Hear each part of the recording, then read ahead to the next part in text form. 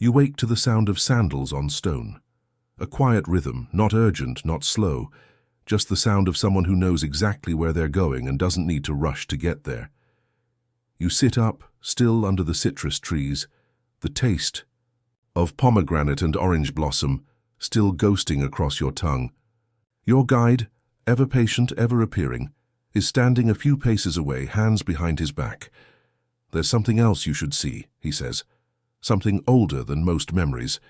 You follow him out of the orchard, past the camels, now dozing in the shade, past the crushed rose petals that mark where people have walked before. The path leads upward, a slow incline of packed earth and flat stones, until you reach the edge of a hill overlooking a long, quiet valley. In the center of that valley is a series of stone pillars, weathered and half-buried. Around them, fragments of columns, worn carvings, outlines of a structure long returned to dust, and at the heart of it all, a shallow stone basin. You walk toward it, and even before your guide speaks, you understand what you're looking at. This was once a gathering place, not for dessert or storage or science, but for ritual. The basin once held ice, and not just any ice, but ice that had been blessed, preserved, and offered as a symbol. Because at some point in history, the Persians decided that cold wasn't just convenient, it was sacred. Here, priests would melt the first block of ice from the Yakchal each new year and pour it slowly into the basin. It was meant to represent renewal, a release of winter, a blessing for the harvest, a cool breath of promise in the hot breath of the desert. You kneel beside the basin. It's dry now, of course, cracked and flaked with age.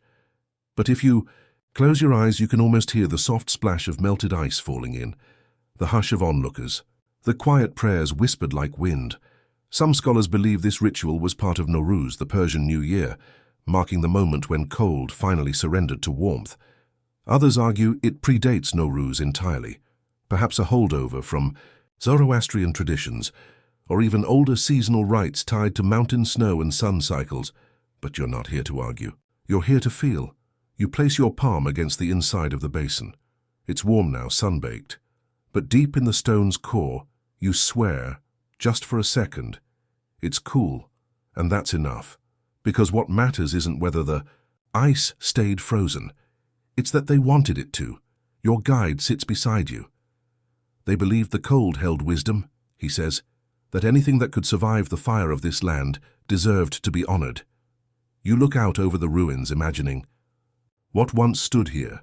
Colorful tents, silken banners fluttering, crowds gathered in quiet awe. A solitary priest stepping forward with a cup of melting snow, pouring it as if unlocking the year ahead. You lie back in the grass, looking up at the blue sky so bright it almost hurts. Above you, a hawk circles lazily, not hunting, just watching. In the distance, the hills shimmer with heat, but here in this quiet hollow something holds. It's not cold exactly, but it's not hot either. It's the feeling of balance, of threshold, of a place between seasons. And maybe that's the true secret of the Persians' ice magic. They weren't chasing cold for cold's sake. They were looking for that moment, the line between fire and frost, between old and new, between effort and ease. And when they found it, they built their lives around it. You take a breath. The air is dry and sweet, and then, because it's what this place seems to want from you, you close your eyes again, letting your thoughts melt gently into the cracks of stone and story beneath you. You dream of snow, but not the kind that falls in flurries or piles in drifts. This snow is orderly, shaved into thin curls, stacked in careful pyramids, touched with rose petals, and waiting on silver trays. It melts, but only when it's time. You open your eyes to find yourself in a new place, a covered courtyard with tall columns and tiled walls in blue and white, the kind of tiles that look like they've been painted by the sky itself. The floor is cool under your feet, and the air smells faintly of mint, stone, and ink. There's a hum in the air, not of wind or animals, but of conversation. A soft rustling of robes, the clink of cups, the scratch of reed pens. You realize you've entered a madrasa, a school, but not one for children. This is a place where adults, scholars, poets, architects, even ice masters, come to learn and exchange. In a far corner, a man is explaining how airflow works inside a yakchal, drawing diagrams in sand with a stick. Another scholar debates whether a shallower slope or deeper pit keeps the ice longer into summer. They argue, but gently, like two friends trying to remember the same dream differently. Your guide appears again, because of course he does, holding 2 cups of what looks like iced tea. "Welcome," he says, "to where the cold was studied." You sit beside a long, low table scattered with scrolls. One bears an illustration of a dome cut in half, with careful notes beside each section. Another shows a camel wrapped in layers like a particularly unimpressed winter onion. These are manuals, your guide says, but also poems, and he's right. One scroll includes instructions for building a wind tower, followed by a couplet praising the breeze for whispering like a bashful bride. Another describes the layering of straw and ice, comparing it to the folds of a mother's robe, because in Persia, function and beauty were never far apart. Even the instructions came with metaphors. Even the blueprints were allowed to feel things. Some historians still argue about how widely these manuals were circulated, whether they were for elite architects only or copied by apprentices in training. Others wonder how much trial and error was involved, how much was intuition passed down like lullabies. But sitting here among the quiet scratch of quills and the occasional burst of soft laughter, you realize something. The ice was never just stored. It was understood. These people didn't just want to have cold. They wanted to know it, to trace its logic, to name its moods, to write its habits down so they wouldn't forget. You lean over and pick up a small, worn booklet. Inside are recipes for cooling syrups, descriptions of how best to store apricots, even advice on how to keep one's temper chilled in political arguments. You laugh softly. The last one still applies. Your guide notices and grins. That one's always popular.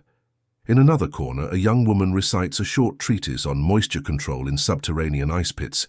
She delivers it like a lullaby, her voice steady, her cadence slow. The others listen, some nodding, one softly. Dozing. You glance around. There are no windows, no clocks, no urgency, only ideas and the cold and the time to feel both fully. The tea in your hand is cool, not from a refrigerator, but from sitting in the shade, steeped with intention. You drink and the flavor is light, like cucumber and lime had. A very polite conversation, and invited mint to supervise. The sky beyond the courtyard is turning that early afternoon gold. Light filters down through latticework, dancing in patterns on the scrolls and the stone. It looks like the air itself is reading, and you, with your full heart and your half-empty cup, feel your mind beginning to soften again.